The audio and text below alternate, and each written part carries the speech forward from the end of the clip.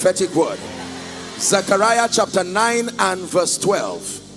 Zechariah chapter 9 and verse 12. Zechariah chapter 9. It said, return to your fortress, you prisoners of hope. Even now, I announce that I will restore twice as much to you. I announce that I will restore twice as much. Are you tired of praying? Open your mouth in 1 minute and begin to receive by faith. As you prepare your spirit for the more that God is doing.